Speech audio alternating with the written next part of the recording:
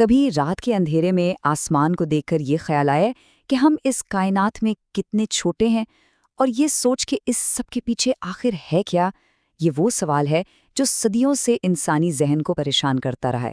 آج ہم اسی وسعت کو سمجھنے کی کوشش کریں گے، لیکن ایک ایسے پیمانے سے جو سائنس کی حدوں سے بہت بہت آگے ہے۔ تو چلیں، ہمارا سفر شروع ہوتا ہے ایک حدیث میں بیان کی گئی ایک حیران انگیز مثال سے۔ کہا گیا کہ ایک انگوٹھی لو اور اسے ایک بہت بڑے نہ ختم ہونے والے صحرا میں پھینک دو۔ بس اس تصویر کو اپنے ذہن میں بٹھا لیں، کیونکہ کائنات کی ساری عظمت، سارا پیمانہ اسی ایک مثال میں چھپا ہوا ہے۔ تو سوال یہ ہے کہ اس مثال میں وہ انگوٹھی کیا ہے؟ وہ انگوٹھی ہماری پوری کائنات ہے۔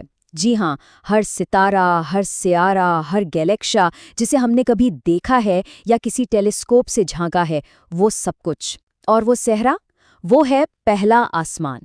ذرا سوچیں تو، اربوں نوری سال پر پھیلی ہوئی ہماری یہ کائنات، جس کے ایک کونے سے دوسرے کونے تک روشنی کو پہنچنے میں اربوں سال لگ جاتے ہیں، وہ سب کچھ پہلے آسمان کے مقابلے میں صرف ایک چھوٹی سی انگوٹھی جیسی ہے۔ اور مزے کی بات یہ ہے کہ ہماری ساری سائنس، ساری ٹیکنالوجی آج تک بس اسی ایک انگوٹھی کو سمجھنے میں لگی ہوئی ہے۔ لیکن بات یہیں ختم نہیں ہوتی، بلکہ سچ پوچھیں تو اصل کہانی تو اب شروع ہو رہی ہے۔ یہ انگوٹھی اور صحرا کی مثال ابھی بار بار ہمارے سامنے آئے گی۔ اب تصور کریں کہ وہ پہلا آسمان جو ہماری کائنات کے لیے ایک بے کنار صحرا تھا، وہ خود ایک انگوٹھی بن جاتا ہے۔ اور اس انگوٹھی کے لیے صحرا کیا ہے؟ وہ ہے دوسرا آسمان۔ اور یہ سلسلہ یہاں رکتا نہیں ہے، بالکل نہیں۔ دوسرا آسمان تیسرے کے مقابلے میں ایک انگوٹھی ہے، تیسرا آسمان چوتھے کے سامنے ایک انگوٹھی۔ یعنی ہر قدم پر جو چیز ہمیں بے انتہا وسیع لگ رہی تھی، وہ اگلے ہی لمحے ایک چھوٹی سی انگوٹھی بن کر رہ جاتی ہے۔ اور یہ جو پیمانہ ہے نا، یہ جو ذہن کو گھما دینے والی وسعت ہے، یہ 1، 2 یا 3 بار نہیں، بلکہ پورے 7 آسمانوں تک بالکل اسی طرح چلتی رہتی ہے۔ اور جب آپ سوچتے ہیں کہ شاید اب اس سے بڑا کچھ نہیں ہو سکتا، تب ہمارے سامنے ایک ایسی حقیقت آتی ہے جو سب کچھ بدل دیتی ہے۔ یہ 7 آسمان اپنی تمام تر ناقابل تصور وسعت کے ساتھ اللہ کی کرسی کے مقابلے میں صرف ایک انگوٹھی ہیں۔ اور پھر اس کے اوپر ہے اللہ کا عرش، ایک ایسی تخلیق جس کی وسعت کرسی کے مقابلے میں بھی ویسی ہی ہے جیسی ایک صحرا کی ایک انگوٹھی کے مقابلے میں۔ مطلب یہاں آ کر تو انسان کا تصور، اس کی سوچ سب جواب دے جاتے ہیں۔ یہ وہ مقام ہے جہاں فزکس اور کاسمولوجی کے سارے قانون ختم ہو جاتے ہیں، جہاں ہماری حس اور مشاہدے کی دنیا کی حد آ جاتی ہے۔ اسی لیے کہا جاتا ہے کہ یہاں سائنس خاموش ہو جاتی ہے اور یہاں سے ایمان بولنا شروع کرتا ہے۔ دیکھیے، سائنس ہمیں اس انگوٹھی کے بارے میں بتا سکتی ہے جس میں ہم رہتے ہیں، لیکن اس سے آگے کی خبر وہ صرف وہی سے ہی ملتی ہے۔ تو اب ذرا سوچیں، جس ذات کی تخلیق کا پیمانہ یہ ہو، اس کی اپنی طاقت، اس کی اپنی عظمت کیسی ہوگی؟ اسی عظمت کا تعارف ہمیں قرآن کی ایک آیت کراتی ہے۔ جی، اسے کہتے ہیں آیت الکرسی، یعنی عرش والی آیت۔ یہ وہ آیت ہے جو ہمیں سیدھا اس عرش والے سے جوڑتی ہے، اس کی طاقت، اس کے علم اور اس کی ہمیشہ رہنے والے وجود سے ملواتی ہے۔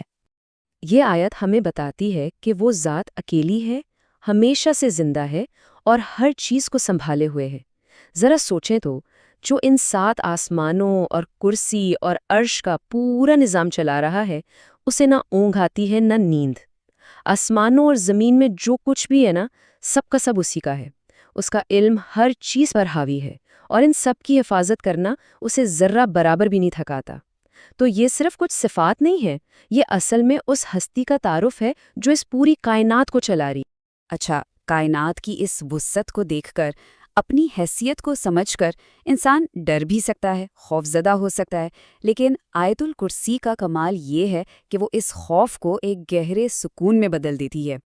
یہ آیت ہمارے ذہن کو سمجھاتی ہے کہ ٹھیک ہے، مان لیا کہ بہت سی چیزیں ہمارے کنٹرول میں نہیں ہیں، لیکن وہ کسی کے بھی کنٹرول سے باہر نہیں ہیں۔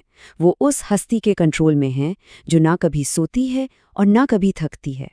اور یہی وہ احساس ہے جب انسان کے اندر کا ہر ڈر، ہر خوف پگھلنے لگتا ہے، جب سانسیں گہری اور پرسکون ہو جاتی ہیں، جب دل میں ایک اطمینان اترتا ہے کہ میں محفوظ ہوں، کہ اس پوری کائنات میں کوئی چیز مجھے نقصان نہیں پہنچا سکتی جب تک وہ نہ چاہے، جس کے ہاتھ میں ہر چیز کی باغ ڈور ہے۔